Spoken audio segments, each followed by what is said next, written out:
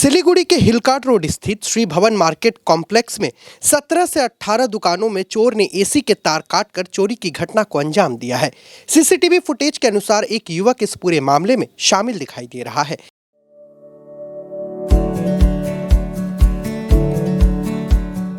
Pampered, not just a hospital, but a mother. New life fertility centre আধুনিক চিকিৎসা ও বিশেষজ্ঞদের সহায়তায় আপনার স্বপ্ন পূরণ করতে প্রস্তুত। নতুন জীবনের স্বপ্ন সত্যি করতে আজই যোগাযোগ করুন। নতুন জীবনের সূচনা এখানেই। जानकारी के मुताबिक बीते एक सप्ताह के अंदर यह दूसरी बार है जब इस मार्केट कॉम्प्लेक्स में चोरी की वारदात हुई है। पिछले कुछ महीने से हर हफ्ते इस मार्केट में किसी न किसी दुकान या प्रतिष्ठानों में चोरी की घटनाएं सामने आ रही है।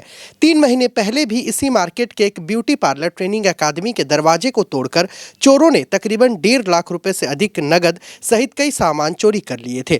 हर चोरी की घटना के बाद लिखित शिकायत दर्ज कराई जाती है। इस बार चोरी की घटना में करीब 10 लाख रुपए से अधिक का नुकसान हुआ है।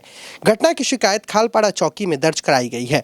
मार्केट कमेटी की ओर से जल्द ही इस मामले में सिलीगुड़ी नगर निगम के मेयर गौतम देव को भी एक लिखित शिकायत सौंपने जाने की जानकारी सामने आई है। इस पूरे मामले पर मार्केट कमेटी के अध्यक्ष रथिन घोष ने कहा कि কাল রাতে বড় একটা চুরির ঘটনা হয়েছে। 15 থেকে 20টা এসির কপার তার, ইলেকট্রিক্যাল তার সব কেটে নিয়ে চলে গেছে।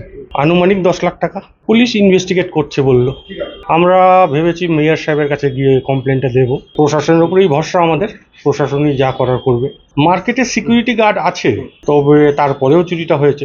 ছোটোখাটো ঘটনা ডেইলি প্রায় সপ্তাহে একটা না একটা হতেই থাকে। এরকম এসির তার অনেকবার আগেও কেটে নিয়ে গেছে, এবারে অনেক বেশি।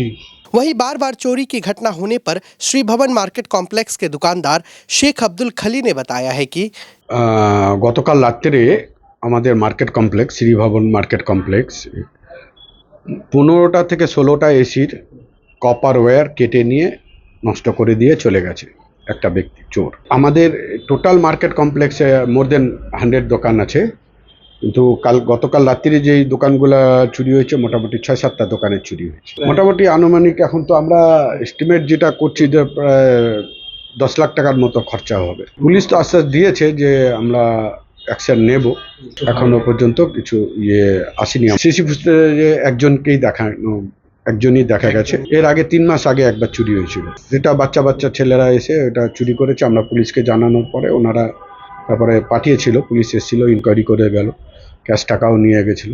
তাও কিতনা থা ক্যাশ রুপিয়া 1.5 লাখ টাকার মতো। কেন আমাদের সিকিউরিটি নাই এখন, আমাদের দোকানদারদের প্রচণ্ড এমনি বিজনেসের অবস্থা এরকম। বলুন এখন এই টাইমে একটা এসি কিনতে গেলে আমাদের কত টাকা লাগবে। এখন এই গরমের টাইমে আমাদের কোনো কাস্টমার যদি আসে, আমরা কাস্টমারকে বসানোর জন্য বসতেও বলতে পারবো না, কারণ আমাদের এখানে পার্লার আছে, যেমন আমার সানাস বলে কাপড়ের দোকান আছে। কোনো কাস্টমার যদি আসে এসি চাইবে, এসি না থাকলে আমাদের কি এমনি বিজনেসের অবস্থা ডাউন আছে, আমরা কি করব আমরা ভেবে উঠতে পারছি না।